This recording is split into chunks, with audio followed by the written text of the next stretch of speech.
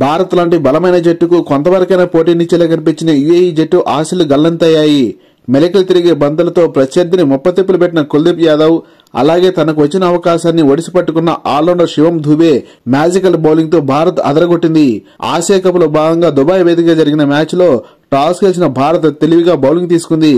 గత మ్యాచ్లలో బంగ్లాదేశ్ మరియు పాకిస్తాన్ లాంటి జట్లపై మెరుగైన ప్రదర్శన చేసిన యుఏఈ బ్యాటింగ్ ఆరంభం బాగానే ఉందనిపించింది. కానీ 22 పరుగులతో దూసుకుపోతున్న UAE opener Sharaf Indian speedster Bumrah yorker కు సమాధానం ఇవ్వలేకపోయాడు.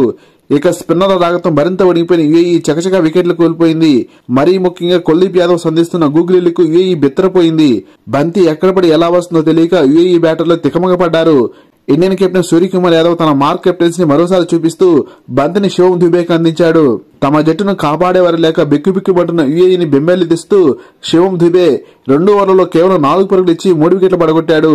ప్రత్యర్థిని బౌలింగ్ తో బెంబేలెత్తించిన భారత జట్టు చివరి 8 వికెట్లలో కేవలం 10 పరుగుల తేడాతో రాబట్టడంతో యుఏఈ జట్టు 57 పరుగులకే ఆల్అౌట్ అయింది.